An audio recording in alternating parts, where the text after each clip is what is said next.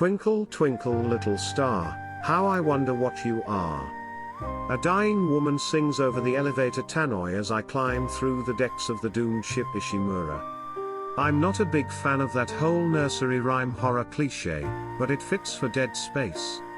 This was never a series about exploring the wonders of the universe or of space as a wild frontier where the worst evil we can imagine is corporate greed dominating the stars.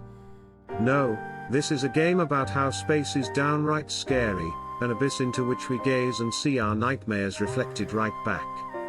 Hard to marvel at the universe with a necromorph's blades in your gut. Necromorph is a fancy space word for zombie, by the way. You'll come to know them intimately in Dead Space, as they jump scare you every few minutes for the next 10 or so hours. If there's one thing I'm glad the remake didn't change, it's the necromorph jumping out of vent scream that almost sounds as if they're as surprised as you are. It really is good to be back on the Ishimura, even if this is a remake instead of a fourth game. It's a fact made all the more frustrating by how much this remake feels like a brand new Dead Space.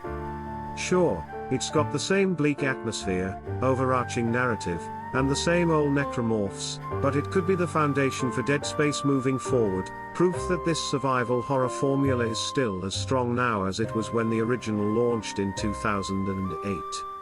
And I think a big part of this remake's strength is down to the fact that it builds on what was already there rather than trying to make something brand new, much like that necromorph stabbing you. Isaac Clarke is your average space engineer, hoping to see his girlfriend Nicole after a long time spent apart. Instead, he finds himself working the worst shift in human history. As you bounce from crisis to crisis trying to keep the dying planet Cracker, USG Ishimura, on its last legs, you also have to contend with the ship's changed crew, now shrieking necromorphs of all shapes and sizes who very much want to make friends. Your only defense? An array of sci-fi power tools that turn out to be pretty effective at dismembering angry aliens. Dead Space manages more in 10 hours than most games do in 30, and the narrative has been further focused in the remake. Isaac actually talks now and, though I did enjoy his silent yet capable Gordon Freeman-esque characterization in the original, this helps make him feel like an active participant in the story. His dialogue does err a little towards action hero at times with lines like "I'm all out of good ideas, so guess what's left," but you do get more of a sense of him barely keeping his shit together as the crisis continues to escalate. It's one of the reasons I've always loved Isaac muttering curses as he stomps a necromorph into oblivion. You can hear him starting to crack. There are only so many limbs you can slice off, after all, even if the remake's weaponry does feel very good. There was a lot of talk about the new horrendous-sounding necromorph peeling system in advance of the remake, but besides being a strong visual indicator of weakened limbs and what to chop, blowing more bits off necromorphs is definitely a good time. My favorite thing has been blasting them point blank with the force gun and watching as an all but fleshless skeleton stands up like a chicken carcass put through one of those industrial blow dryers.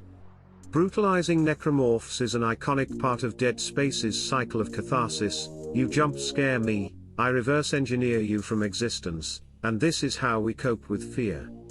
Along with the great guns, there are also new alt-fire and upgrade options for weapons.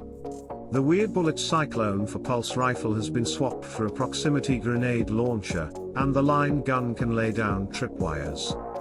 For a plasma cutter purist like me, it's nice to be able to place a perimeter of traps and get a bit more use out of some of the other guns. Most of the big ticket boss fights, such as tangling with the necromorph hunter in Chapter 5, play out frame for frame, though they definitely look a hell of a lot better.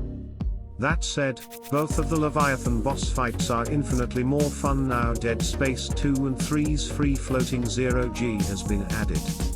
The second boss fight in particular has been entirely redesigned, with you gliding around the hulking mass and manually commandeering its cannons to blast away at its weak points.